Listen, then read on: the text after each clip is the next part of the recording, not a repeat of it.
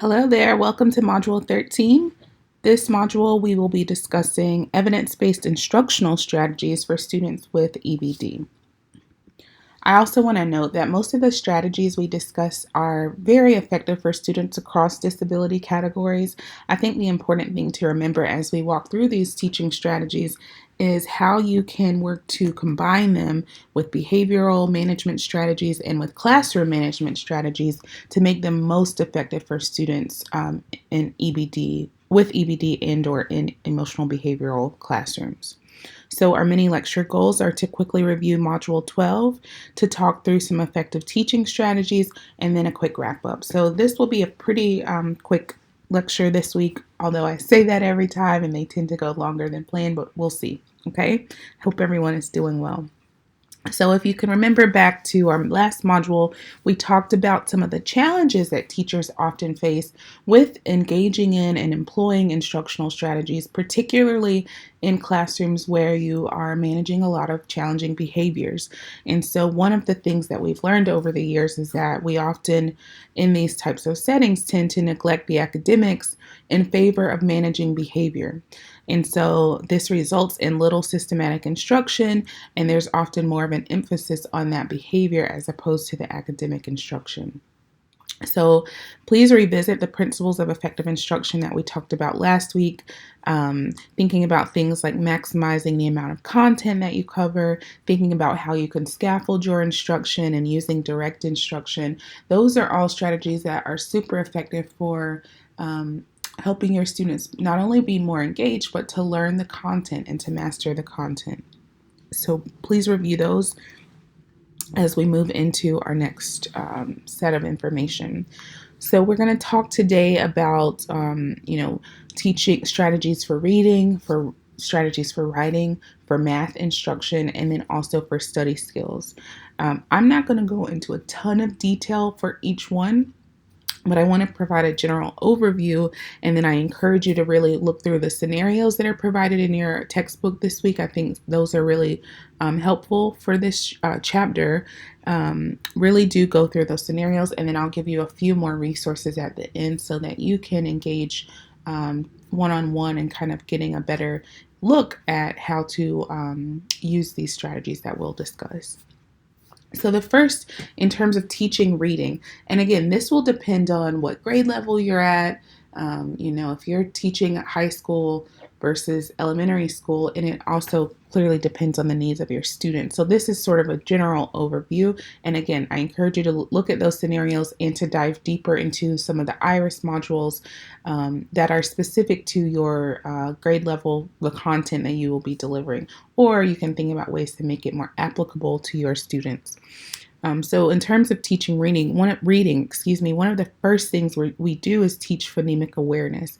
And that essentially is just how to understand sounds to form words. So if students don't understand, how to string together the sounds to form words, then that is sort of the foundation. And we often see that students who struggle with reading lack that kind of foundational concept. We sometimes have some murkiness and misunderstanding between phonemic awareness and phonics. Phonics is understanding the representation of sound. So when you see the alphabet, phonics is that understanding that A is a, right? Whereas the phonemic awareness is stringing a plus p plus o plus silent E together to say apple, okay? And then you have fluency. So as you get into the older grades, you will likely be focusing a little less on phonics and phonemic awareness, although depending on your students' needs, you could very well still be focusing on those.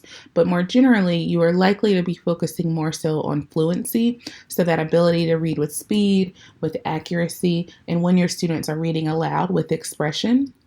And then you are also strengthening and expanding their vocabulary and building a stronger repertoire of words that they can pull from their, mental word bank.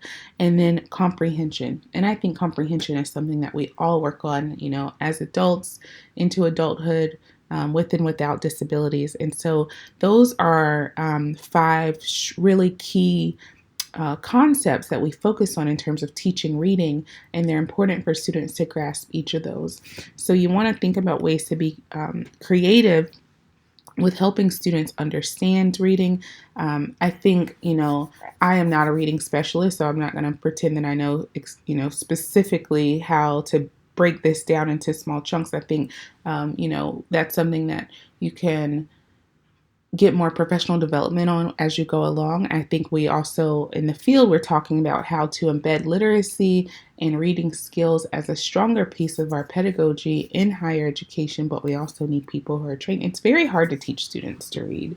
And so one of the things we do know is effective, however, is direct reading instruction. So when you're teaching those skills, like specific strategies for students to read as they go, as they're working on their reading, and then if we're monitoring their progress. So we know that those two things are helpful. We also know that peer assisted learning strategies are helpful for students who are struggling with reading. So in this case, students are taught to tutor their peers. So students who are proficient in their reading are taught to help peers who are struggling learners. And so when you think about this within the context of an EBD classroom, you might be able to pair a student who's more proficient who also struggles with a need for attention. So see how we're starting to think about how you can pull all of this together. If you have a student who likes to get attention from peers, but is doing so in a maladaptive way, think about making them a positive peer partner who could support one of their friends in a reading group.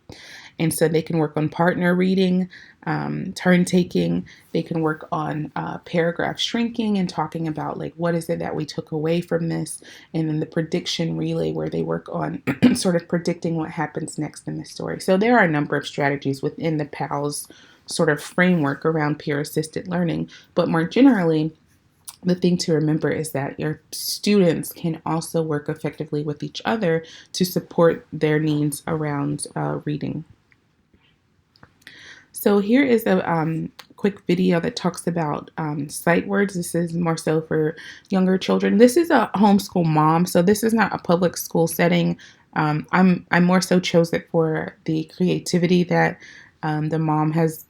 She's really creative about the way she's working through this. So I think it might be about 10 minutes. Feel free to just watch a few minutes if you like, but I like to show different ideas for how to engage in teaching strategies in different ways, because that's another big piece, is that you have to be creative. So with teaching writing, there are two kind of primary ways that we focus on this. The first is through product-based instruction, which really focuses on having your students use correct grammar and spelling and punctuation, capitalization. And then the process-based instruction is more aligned with the road that it takes to get there. So what procedures do you use, or do your students use, to produce really well-written products? So you're thinking about that process. So it's product-based, what does it look like in the end? And the process-based, what do you do to get to a good end product? So a few tips for teaching writing. One is just to allocate time for writing. I think sometimes we really struggle with that because we focus a lot on reading and math, which are also important. And sometimes I think writing gets squeezed in there. Maybe we do a little journal time at the beginning, or maybe we have a little writing for homework, but it's important to allocate time for writing in your classrooms. Secondly, it's important to create a good atmosphere for writing, and that should be create, not creative. Create a good atmosphere for writing, and then teach writing skills directly. So you want your students to become fluent writers. You want to teach them how to string together words to create sentences. You want to provide sentence frames for students who need those. You want to talk about how to build sentences to create paragraphs and how paragraphs are designed. You want to talk about ways to use vocabulary and what language to use. So you really want to be explicit about writing strategies and how to support students with their writing. So here is a quick video. I think this is for middle school writers, some strategies and tips for supporting learners with writing skills in middle school. So take a look at that, and then we'll move along. Again, this is pretty quick, so if you need to take a break, feel free to do so. If not, we'll keep moving. We'll move into math strategy. So math is also challenging. I think, when it comes to content, it can sometimes always be, all of it can sometimes be a little challenging or overwhelming. But for math, you want to start by just thinking about what the appropriate content is. And this will be different based on each student and each student's needs. But you want to select appropriate content. If you have a student who is still struggling with single digit addition, then you're not going to be giving them worksheets that have double digit multiplication, right? You want to think about the appropriate strategies. If they haven't yet mastered fractions, then, thinking about whether or not it makes sense for them to be moving forward to the next concept. If they haven't yet mastered multiplication, are they able to compute area, right? So thinking about some of the prerequisite skills for your students as you move forward in your instruction. You also want to establish goals and expectations. So, really making it clear these are our goals and these are the things that we expect for you to be able to do when we finish this unit or this class. And these are the ways that I'm going to help you get there. So, you want to put some of that weight back on yourself too. You don't want to just kind of throw it out there and say, I expect you to do this. But I expect that we will do these things together, and this is how I will support you. That part is so important. You want to provide systematic and explicit instruction. So being very clear, using demonstrations, using modeling, giving opportunities to respond and reflect and provide feedback. Those are so important. You want to strategically teach your math concepts. So you really want to break those down. If you're working on telling time, you might have to pull out a model clock and work on breaking it down to a minute at a time, right? If you're thinking about this, you also want to move forward with monitoring your student progress. So how are they progressing in this particular area of math? You want to provide corrective feedback. I think we see children become really defeated when they're struggling in math. And so you want to provide that corrective feedback right away. And you want to create opportunities for your students to be successful. So again, we're going back to some of those other strategies that we talked about last week and even before, in terms of engaging students and creating opportunities for success in the classroom. Because for students with emotional and behavioral disorders, it can be particularly frustrating when they're not achieving academically, and you don't want that to kind of I can't find the word I'm looking for, but you don't want that to kind of like get out of control and then turn into a behavioral issue that could have perhaps been avoided. So remember to provide that corrective feedback, that reinforcement. You want to teach to mastery. So, there may be students who take weeks or months to master a skill, and we don't stop just because they haven't mastered it. And that's why it's so important. You all will see the feedback on your behavior intervention plans about the goals that you write and how you measure those objectively. And if we don't have objective goals and behavioral objectives, we can't measure those. So we don't know whether or not they've been mastered. And so that's why it's important to include those components. You want to be able to teach problem solving and also generalization. So if you have a kiddo who learns how to tell time on the one clock in your classroom, but yet they aren't able to tell time on any other clock, that's problematic, right?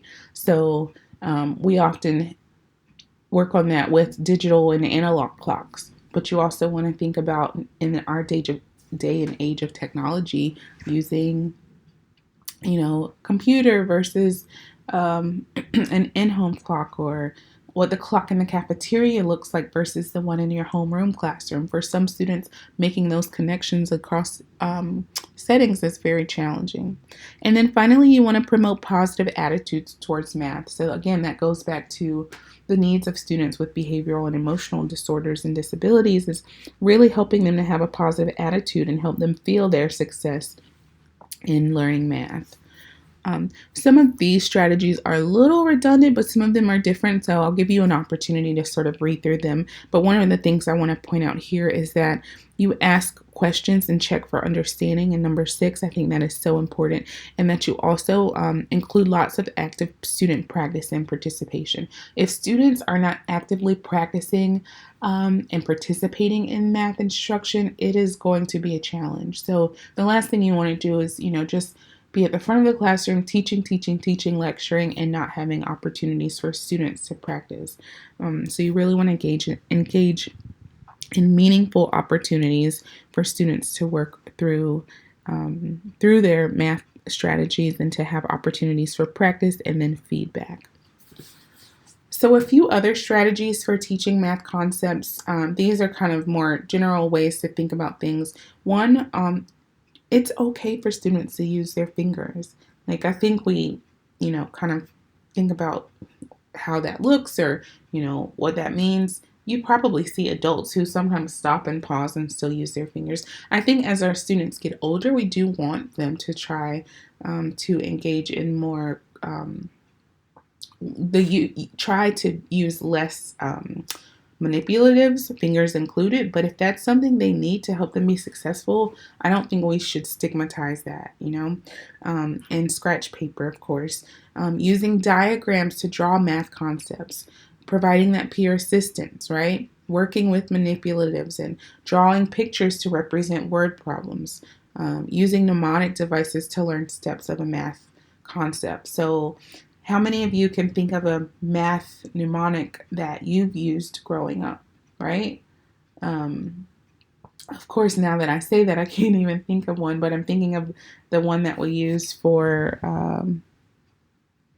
multiplication when you're working on on math concepts with inside the parentheses. So of course I can't think of an example now that I'm talking about it, but it will come back to me in a minute.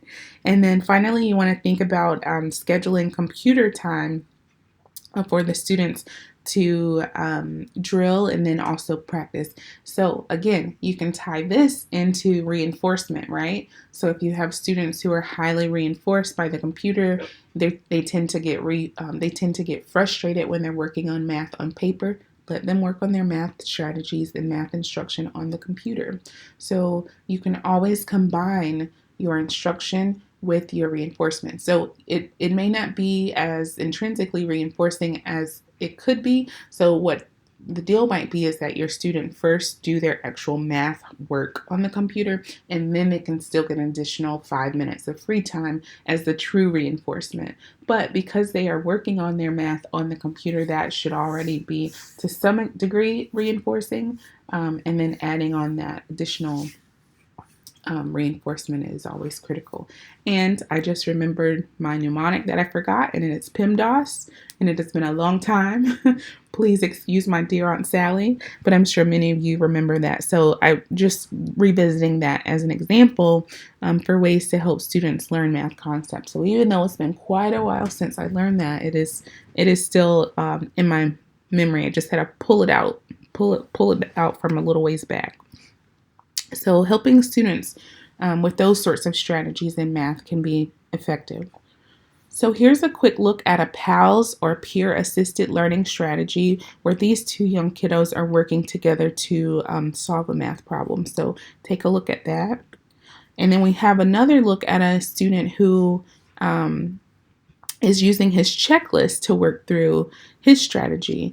And I will make sure this video is linked. I have a feeling it might not be at the moment, but I'll make sure it's linked in your PowerPoint. So after you watch those, take a moment to just reflect on some of the frustrations that students experience. Those students who are struggling academically, what are some of the frustrations that they experience? And then how might these frustrations manifest themselves in your classrooms, okay?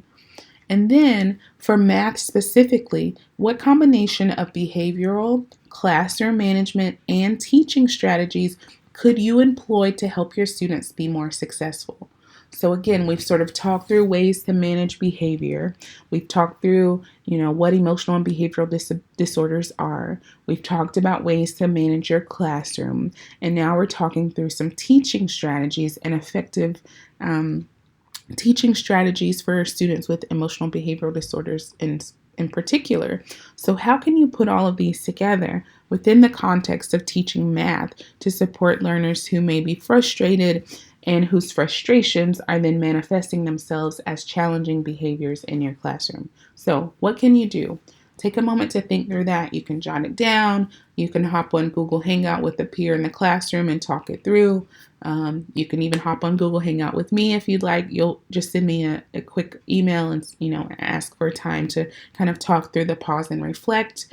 But really do spend some time thinking through that, and then write down a few things that you might engage in or employ in your classroom to support these learners.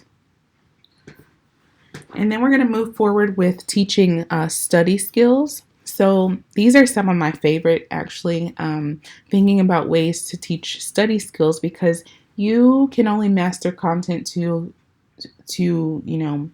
a certain point in the classroom. And then you really want to see that generalization and that, clear, strong mastery when students are able to take it outside of your classroom and come back and see that they still have it.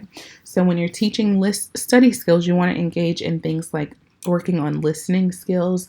So you might have students play games like Simon Says.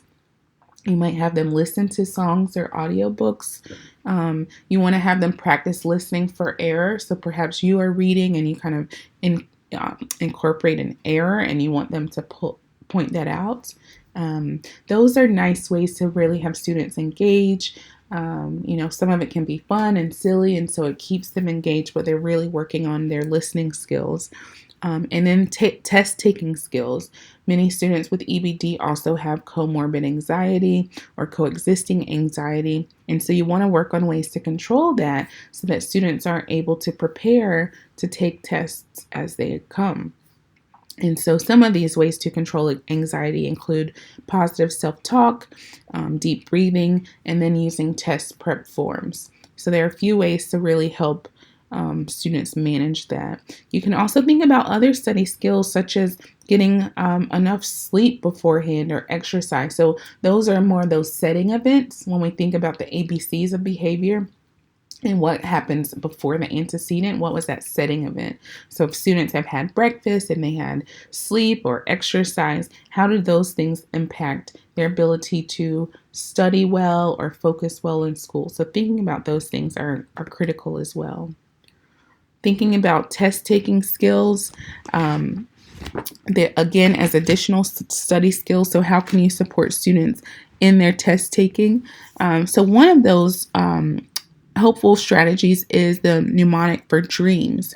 And so you can find this on page 357. And with dreams, you want to start with directions that are read carefully, right? So students should be able to look for keywords to determine what the teacher is attempting to evaluate. And they want to be looking for keywords like maybe like worst or best, always, those sorts of things. You want to read all answers before committing to one. You want your students to address easy questions first. You want them to find the absolute qualifiers. And then understand that those are usually false. So when you have those always or none, know that the absolute qualifiers are usually false. Mark questions as you read them. And then similar and absurd options can usually be eliminated. So this is dream strategies. I think it can be very helpful for teaching study skills, particularly for test-taking skills. So read through that to see, how you might be able to use those with some of your students. Other more general strategies are related to time management and the development of study guides and aids, and then ways just to avoid errors. Sometimes our students just work quickly through things. They're not actually reading. They're not checking over their work when they finish. So you want to work on ways to just avoid errors when working on test-taking skills in particular. And then with research and reference skills, this can be applicable across the grades, but probably more so in upper, middle, and high school when students are really starting to work more so on that research piece. You want to introduce your students to the library, of course, at all grade levels. You want to teach them how to use electronic databases, and you want to teach them formal steps for gathering information. It's a little disturbing when even at the higher education level, when students come in as freshmen and don't really know how to use a library database. So I think now, given our age of technology, maybe this is more incorporated in K-12 in terms of how to use an electronic database to search for articles, etc. But I think that's something that we should start very early on, even for early elementary students, teaching them that there are multiple ways to access information, and here are some ways that you can do so. So teaching students to use those resources is very important as they learn how to engage in more independent study skills. So here's a look at a quick video that talks a bit more about study skills and what you can do to be more successful in that regard. And then after you watch that video, I'm really working this in this module to bring everything full circle. As you know, we just have one more module coming up next week, and so I'm trying to tie all of these things together. So this video, some of you may have seen it circulating last week on Facebook. I actually cropped it from that so that it's not still in the Facebook interface, so it's a little blurry for that reason. But this little girl is engaging in some pretty challenging behavior. And so I want you to watch the video, and then when you're finished, let's think about, oh no. Okay, so this, sorry, things got a little bit out of order here. I'll fix this on your version, but because I'm in the middle of the lecture, we'll jump ahead. So after you watch the video, pause and reflect and take a moment to think about all of the instructional and behavioral management strategies we've discussed this semester. And then after you watch the video on 2 slides ago instead of the previous slide, how might you combine behavior management strategies, classroom management strategies, and or effective teaching strategies to A, improve this young learner's behavior, and B, help her work on reading comprehension. So in our last example, we talked about how to support a student who might be struggling in math. But for this student, let's say we're working on reading comprehension this week, and she has this pretty major behavior. So how can you do to structure your classroom? What can you do to structure your time? What can you do to manage behavior and implement teaching strategies for reading comprehension? So take a moment to pause and reflect on that. And then I'm actually going to jump back because I missed a couple slides. And I wanted to talk more generally about just good instruction across subjects. So we've talked some about reading instruction, we've talked about writing instruction, we've talked about math instruction, and then we've talked about study skills, right? But across all of these categories, what are some things that teachers can do that just represents good, strong pedagogy, right? So some of those strategies include breaking learning into smaller steps, using things like diagrams and pictures to augment what we say in words. This is particularly effective for students who are struggling with their listening skills or who are more visual learners as opposed to auditory, right? Thinking of prompts of strategies for students to use, so reminding them or even using sentence frames, etc. And then engaging students in process type questions. So for example, how is this strategy working? Or where else might you apply this? Or what might you do differently next time? So these are just good instructional techniques to use across subjects, okay? And then another thing to think about to keep in mind as you work with students in math, reading, writing, and study skills is the importance of differentiation. So you want to use a range of instructional strategies that are responsive to your students' needs. You want to use strategies that engage your students in the learning process, and then you want to challenge them to reach their goals. And we know that when we're effective with our implementation of teaching and our pedagogy is strong, that student success is likely to follow their hard work. And we also know that students who have not yet developed effective ways to learn, they just need some support from you, right? They need support from teaching methods that help them to grow and learn more independently. So when we employ all of these strategies, we're pretty sure to see some outcome, some positive outcome, right? And you want to engage in those things like progress monitoring so you can know that. And in order to engage in progress monitoring, you got to have measurable goals, right? And In order to embed measurable goals from the IEP, you have to have had those goals written in the IEP. So you can kind of see how some of these things work backwards in terms of implementing them and how they all work together to support the needs of students with EBD within the context of their academic learning.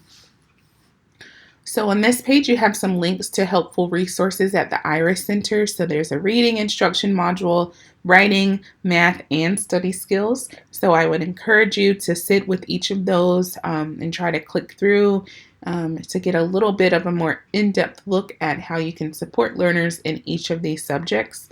I don't think there's a need necessarily to go through the entire module for each one unless you're super interested, but just know that these are great resources and they're